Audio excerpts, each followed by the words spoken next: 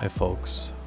So I've downloaded some archival media from the Prelinger Archives, and it's a great archive. I recommend that you visit it and download and play with some of the material. Some of the films are fascinating. It's just a big collection of time capsules. And I decided to dig into the 50s just because I like the colors and the film stock, and I love the way that they would shoot these old films. And so I decided to download this one, and it was originally in 640 by 480 standard definition, contained within the Rec 601 color space, which is an antiquated color space, quite small, old school. So what I wanted to do was bring this back into the Rec 709 world and restore the print, dust bust it, get rid of the dust and the fibers and all the stuff that that sort of is distracting and kind of ugly on the print. Just get rid of that, and then level out the black level and the white level a little bit, and then upscale the image to bring in some more detail and remove some of the compression artifacts that have unfortunately destroyed the original grain structure of this print. That's all been lost. So I've decided to strip all that out, clean it up, and color the film, upscale it, and then add my own organic grain on top of the film before printing it out to a ProRes. And then I'll add some more metadata to this, and then I'll re-upload to their website and as a contributor. But anyway, this is quite the difference. As you can see here, it's pretty amazing. And I worked for a couple of hours on creating the restructure and the pipeline for this, but it's pretty straightforward, and I'll take you through that process lightly. I mean, we've really managed to bring back a lot of the details. We haven't decimated anything really. I've done a little bit of a color grade on this just to warm it up a tad bit, and softened up the high end a little bit, but I love the colors. I just love, we really transformed this.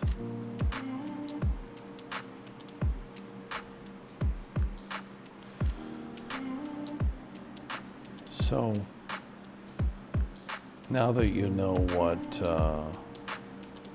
we're capable of doing here, let's get under the hood and solve some problems and maybe learn a little something along the way. I found an archive online called Prelinger Archive.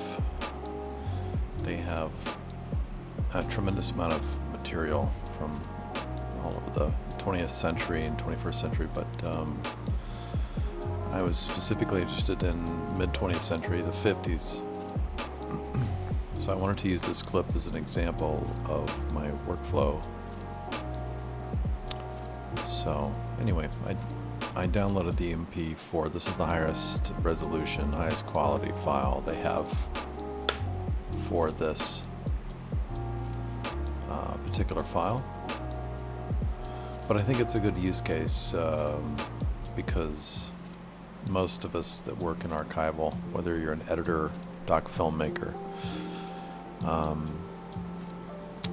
generally the archival media that we work with is often from the web, and we often deal with resolution or compression artifacts and noise and things like this that degrade the quality of the media.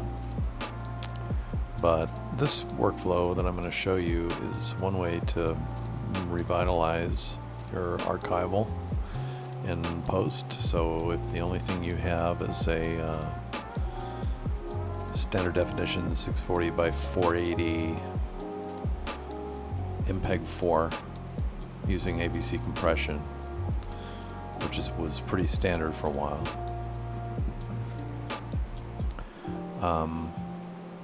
We're going to need to tweak a few things and transform the color space, and then we can bring it into Davinci Resolve and do some magic.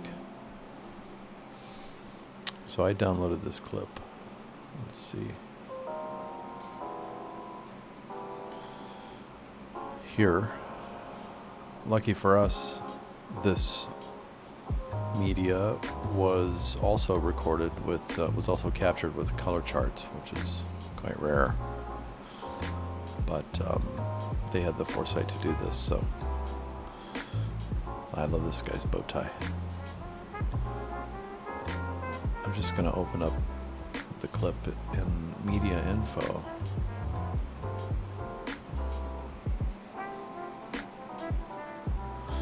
And now I can look at all of the metadata. 640 by 480, 16 frames a second, YUB420, 8 bits, it's progressive. So somebody probably deinterlaced this at some point. I'm assuming that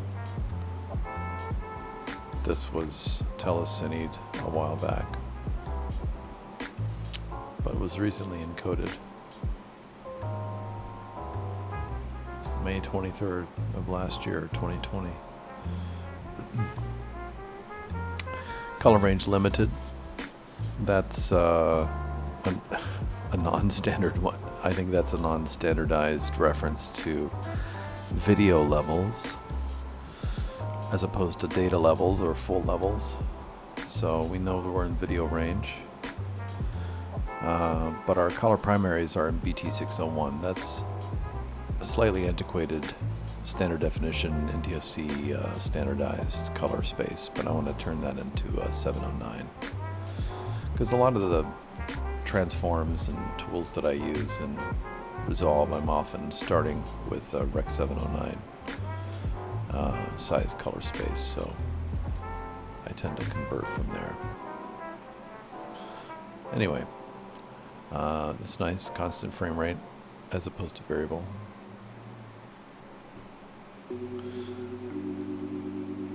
So the next thing I'm going to do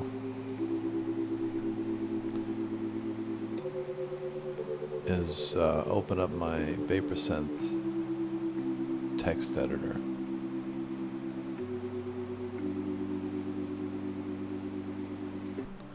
I'll just show you my most recent script in VapourSynth for the archival. I'm just adding these little plugins, you know, and then hashing them out when I don't want to use them. But each one has its own purpose, and I'm building a collection here. So some works, some of these plugins work with some types of media, but the cool thing is that you can just add a script to transform whatever format that you need, whether it's transforming to another color space, reducing or upsampling the bit depth. Like, you can basically do anything. And it has an order of operation, so you can kind of stack your process on top of it itself, which is pretty cool. Anyway, so I decided to go back to the original media and then upscale using in an EDI3, NEDI 3, whatever, to upsample the resolution just a tiny bit. You know, it's definitely perceptible, but it's subtle, which I think is just enough. And I turned off the BM3D noise reduction. I don't want to do that. I want to wait to do that in Neat Video. So now I gotta run VS Pipe to export this. So it starts with this batch file.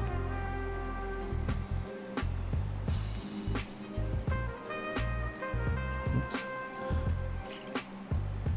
There we go. This is the file that we're starting with. Unlike VapourSynth, it's only one backslash.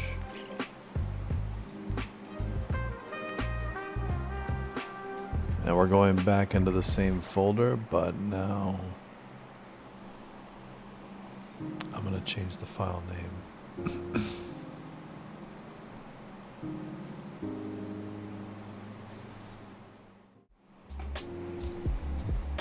CMD to run the command line inside this folder with my VapourSynth and Python installation package, which is on my website. I've got instructions and a download link for this package if you're curious. Python 3.6.8 with all of the compatible components for a VapourSynth installation plus the basic plugins, MVS Funk, Havs Funk, etc.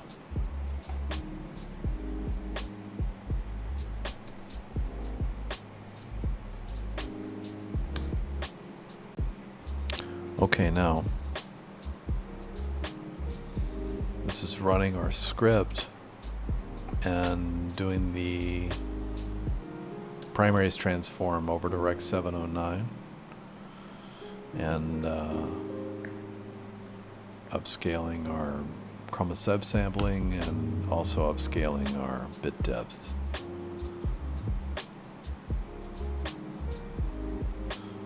As soon as I figure out a way to do the bit depth upscale in a more sophisticated manner, I will update, make an updated video or something, some sort of amendment to this video. I think that's very important. All right, it's already done. Well, I was getting 265 frames a second on the render, so crushing it.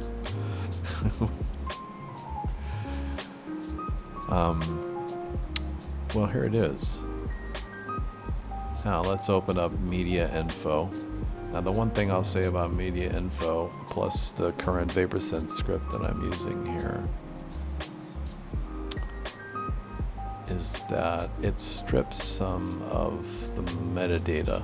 If you were to compare this, it actually has less. So I need to make another amendment to my VapourSynth script to ensure that we embed as much metadata as possible. I'm sure there's a tool out there. Pretty active community, the VapourSynth development community. So ProRes 422HQ, 640 by 480. Similar bit depth, or excuse me, bit rate, 4 by 316 FPS, YEV 422 progressive, and we're 10-bit. And I know that we are also within video levels. Okay, I'm just gonna auto scene detect this real quick.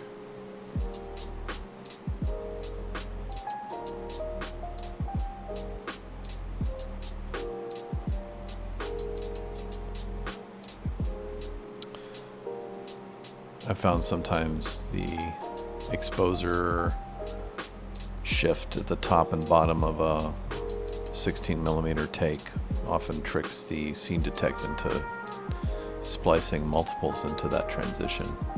It's a little bit of a headache. You got to go through and clean it out, but that's okay. I'm just using this as an example today. I'm going to add those to my folder that I've created.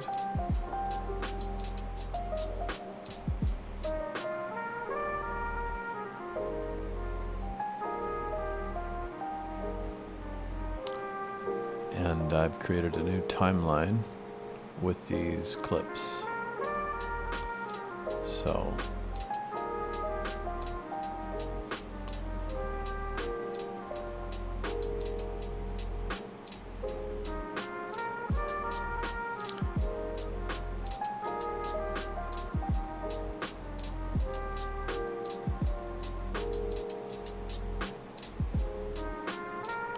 I just had to do that for my own monitor purposes. To scale this, it was tiny on my giant TV. Anyway, how lucky are we to have these color charts? I'm not really going to be using that today. We're just going to do something just to make the clips look nice. See if I can find a good shot.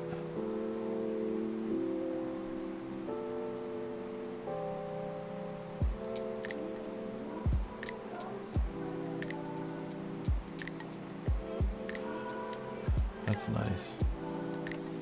There's another one I liked. I thought it was towards the beginning. Ah, here we are. Yeah, this one's nice. It's nice because it's a lot of open. We can get a nice noise sample, and we can.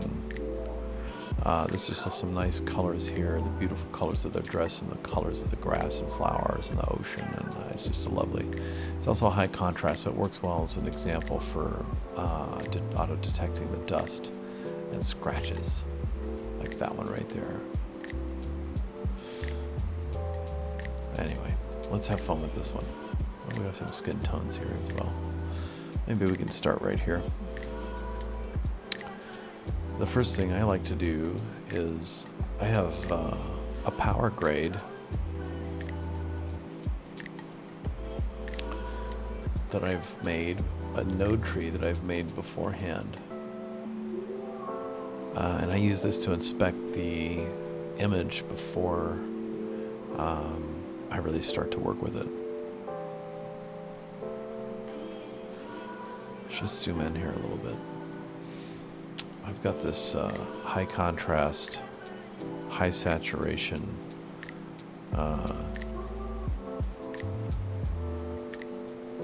node that I've created, that I use just to inspect the noise and some of the details.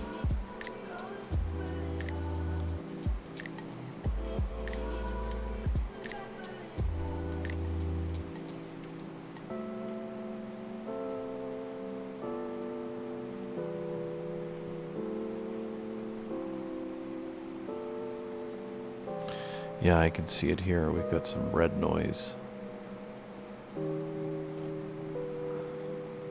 This little fade right here. Let's see. That's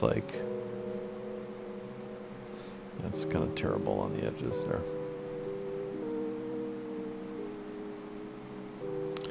Let's see what's happening in the darker regions here.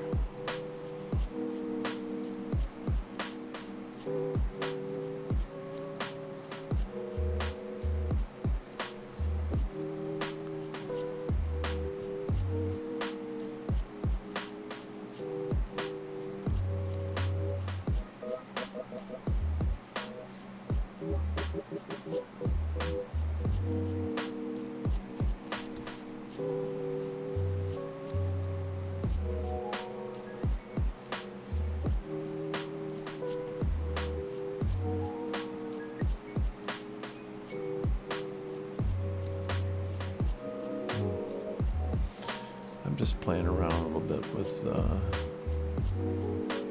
but it's nice to be able to see some of the noise. And once we start using our Need Video plugin, we'll be able to do this in much more detail, just to be able to analyze. But I use this to check for banding, and this is my banding tool. I can kind of check the skies, or especially if I have a gradient, like a blue sky. You can start to see heavy banding, but all I see is really heavy compression blocking. And there's some if I go frame by frame here, you can see that this is trying to encode and compensate for the movement and the grain structure of this film. And so you get a lot of sparkling mess. So I think what we're going to do with this one is we're just going to strip all this out. This is obviously a destructive process, but in some ways we'll be gaining more detail. So this is more on the color grading restoration side for exhibition, not restoration for archival purposes. So I'm doing some destructive things here, like noise reduction, but that's okay. If this is going to be shown on the big screen and distributed as part of a film, then we want to give it a look and we want to clean it up and make it ready for presentation. So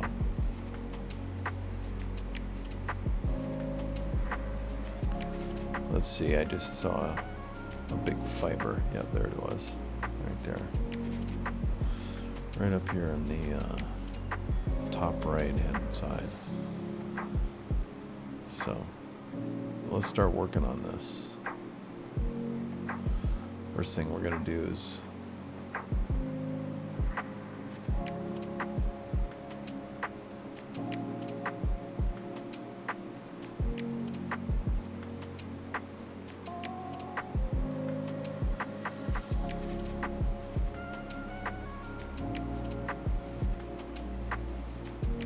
uniform way.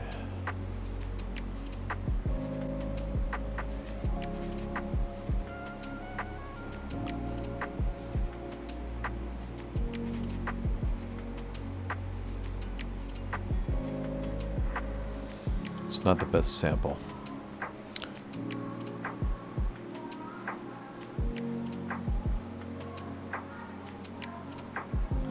What we don't want to do is we don't want to start removing detail that we want to keep. All I want to do is I want to clean out this these compression artifacts. See, that's not a very good. We're missing some of the noise here.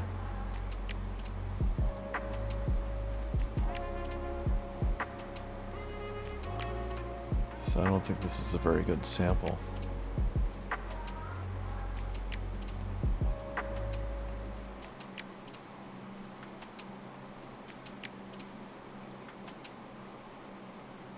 I mean, it has done a good job, but we're missing some of the midtones.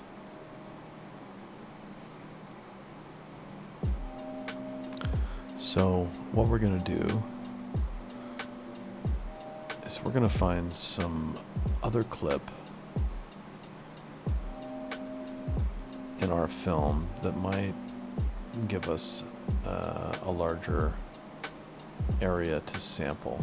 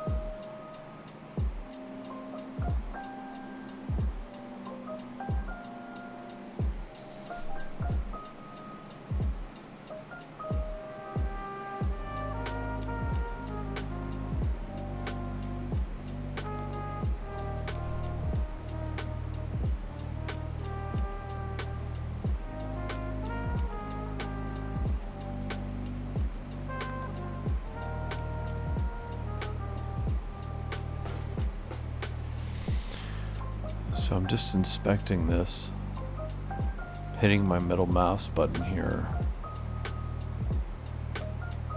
to try and reveal a little bit. Let's see I know there was quite a bit of red noise.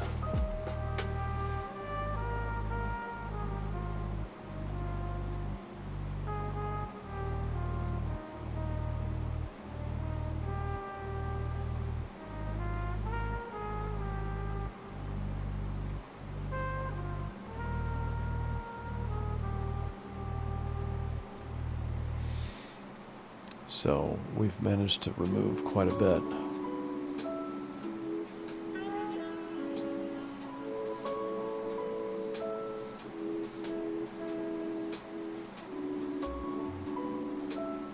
That's before.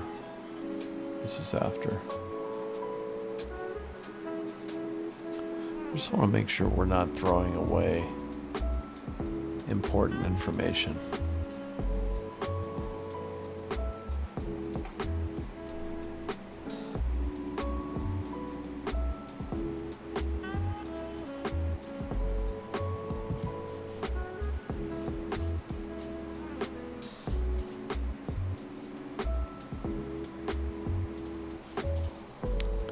Yeah, so this is quite noisy.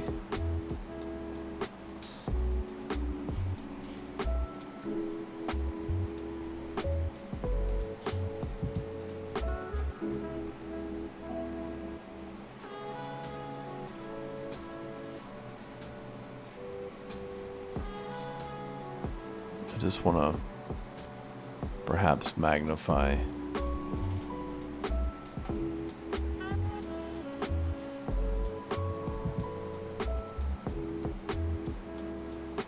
that halation. Sort of turns into this ringing artifact. That may be something that I can explore in VapourSynth. Let's see if there's a filter to reduce ringing. That would be very handy. But it would be a shame to lose the glow. I don't know, it's a very interesting kind of, aliasing and noise compression, or some compression artifacting there on the halation that does not look so nice. Working in progress, or work in progress, I guess I should say. So, okay, well that's good. Let's see.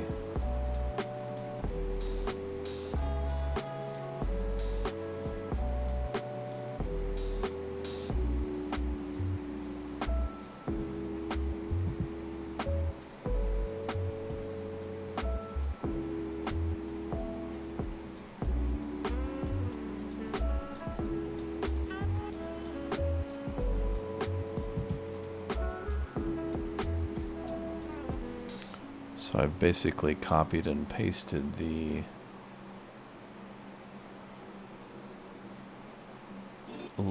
noise profile that we built in the previous clip into this, since I believe it shares the same characteristics, so the profile should work.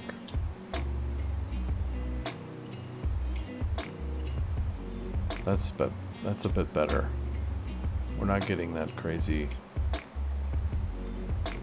those, little artifacts left over on the skin like we were earlier.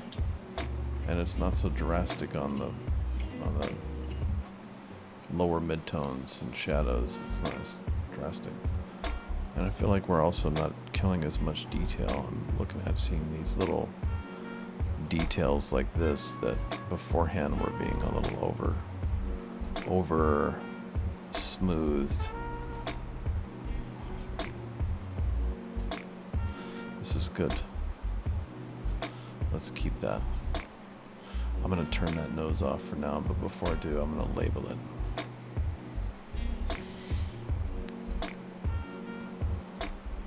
This is our exposure tool.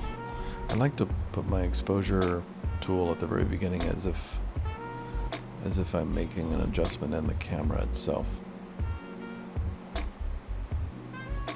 This is nice. I just think the blue channel's a little high, so once we start color, oh, you can't see the scopes. My apologies.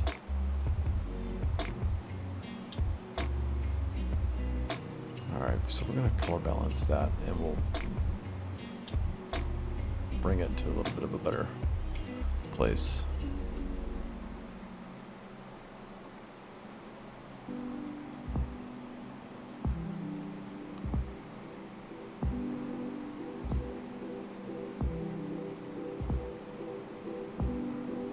I like how it's getting a little bit warmer.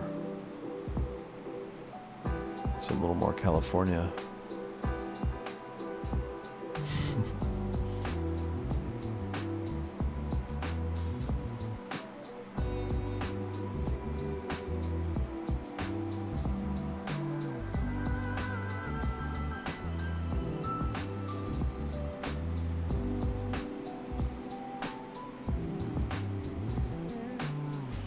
I also like to turn up my saturation while I'm doing my color balance. It kind of exaggerates everything so that I can really see the difference in the balance and the color changes that I'm making. Just a little saturation there. It's already looking so nice. It's like a painting. So what's so nice about this sort of like staccato effect of compression artifacts? Kind of gives it this painterly look. I'm into that.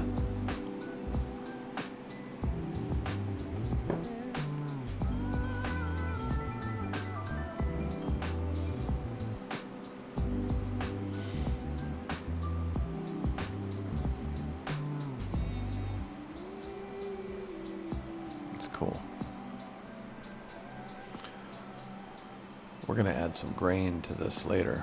I know that seems crazy to remove the grain and then add it again, but the grain we're going to add is not going to be warped and distorted by compression. So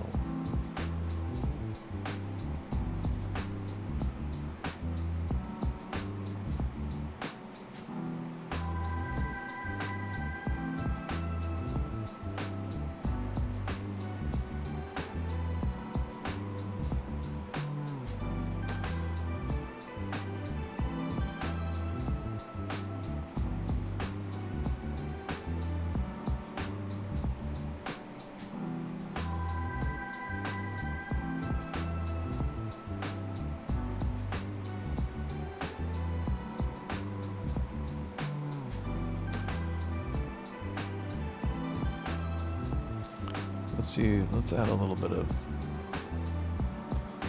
contrast to our blacks here.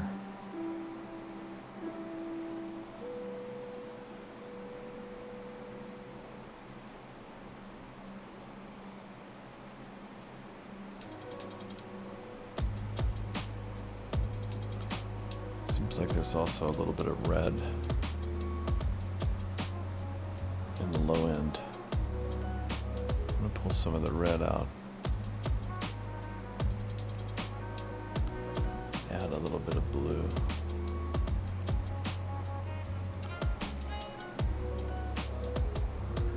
Just keeping an eye on my waveform over here.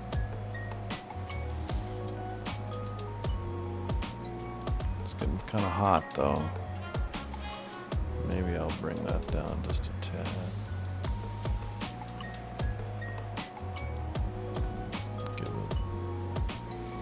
Ease it off just a little bit.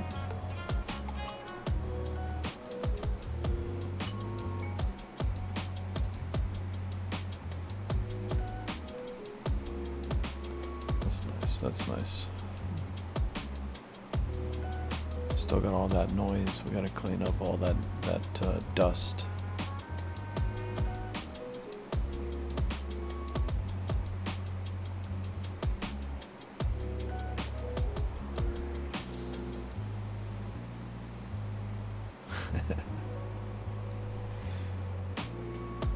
Auto dust removal, man.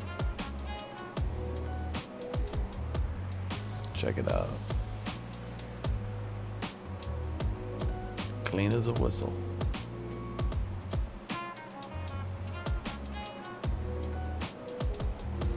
Let's check out the mat.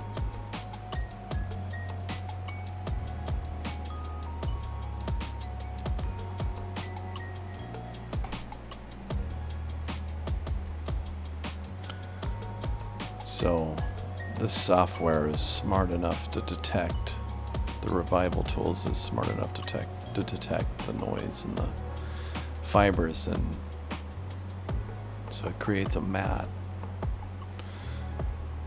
and then replaces it with certain pixel values that match the estimated background, I guess. It's picking up a little bit. It's picking up on some of the noise and some of the movement of the ladies in the foreground, so it's something you can trim off with the temporal adjustment tools, but I'm not too worried about it right now. I just want to make sure we're not seeing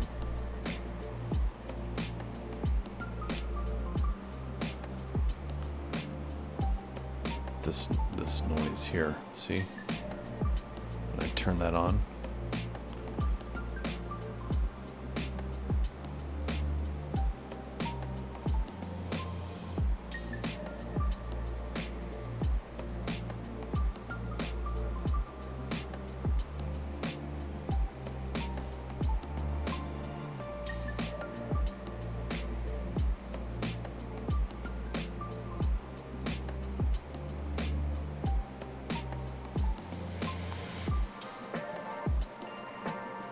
I'm just toggling back and forth between the original.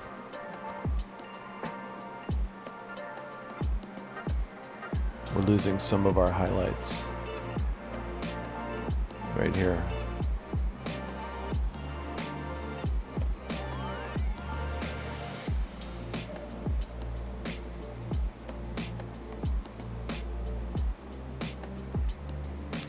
I pushed them too far earlier.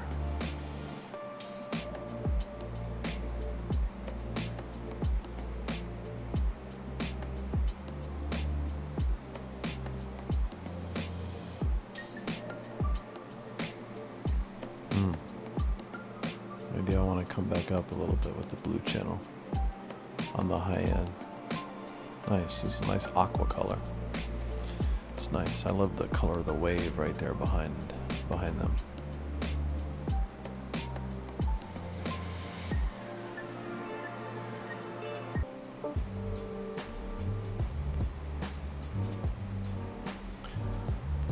Okay. Now that we've cleaned up the dust,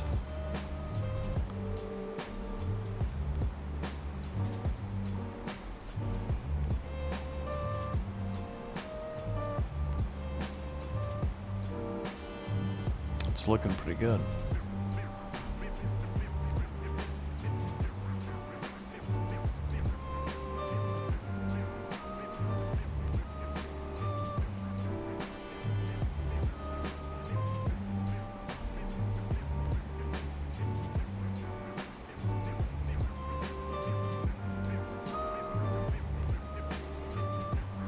Sometimes I pull a little bit of color out of the low end of the waveform just to remove any color cast.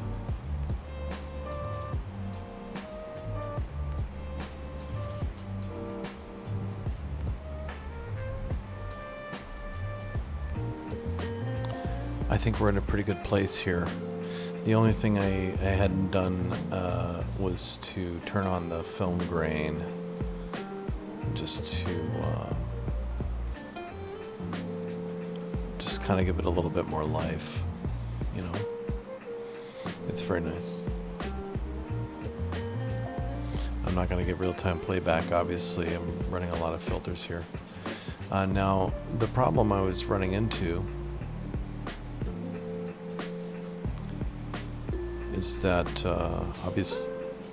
obviously our auto dust filter is using some sort of temporal filtering or estimation, and so you have these motion artifacts, temporal artifacts, that I don't like at all, and they're sort of destroying the image and creating these strange warping effects. You can see in the arm right here. Watch this hand. I just need a lot of motion, basically. Motion is what really creates the artifacts. You can see it on the arm there as well. Right here, this line. That's classic temporal artifacts. Look at this weird effect here. So, yeah, it's distorting the image, and I don't like that at all. So, auto's just not going to work. But we have another tool called the Dust Buster, which we can use.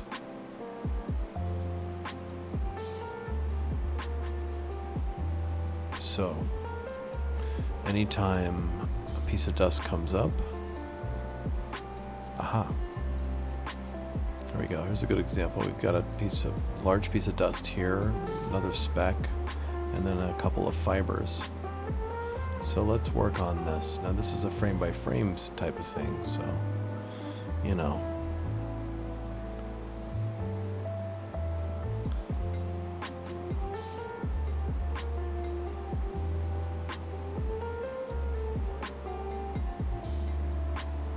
This is like some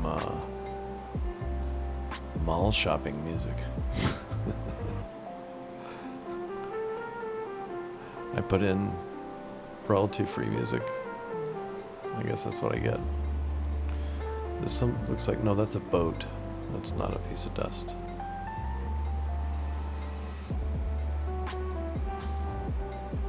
If anything just suddenly appears for a single frame, you know what it is.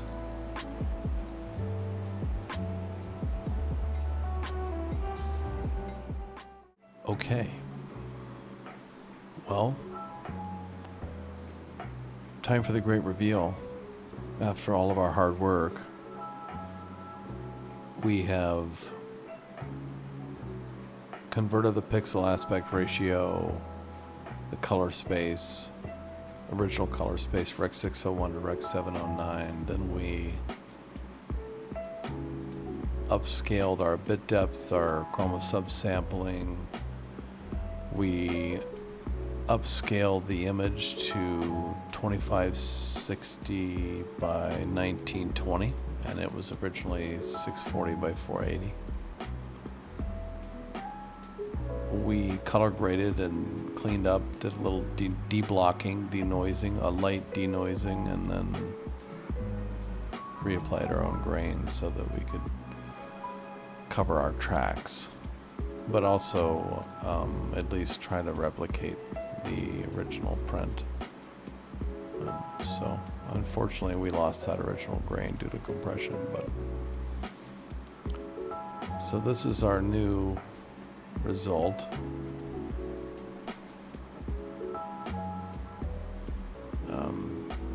If someone wanted to just enhance the material that was already there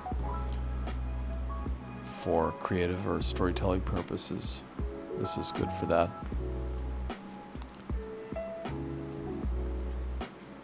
Yeah, so this is really, I mean, we've cleaned up the fibers and a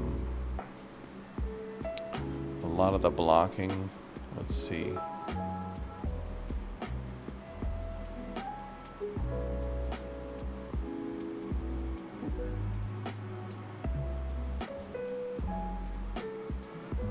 You know, we're not going crazy with the detail here.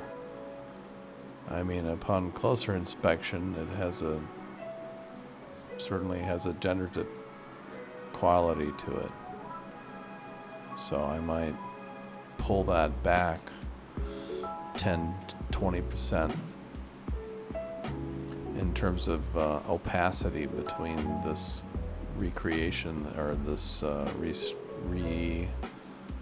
restructuring of this print. It's so clean and perfect now that it has lost some of its original characteristics, so I might want to bring some of that back. You can see more detail in the rocks and the dress, and you're just bringing out more detail, crispening up, sharpening up these edges a little bit, you know. It's quite dramatic. I mean, the difference. I would even probably feather it out a little bit and do maybe bring it down to 90 or even 80% opacity in terms of the structure, not necessarily the color grade. But I might want to just break up the image just a little bit more, bring back some of that original compression, and resolve less detail slightly, just to find a nice little balance. But this is really nice. I mean, this is like pristine, clean, almost a little too clean, but it's nice. It's just illustrative of what is possible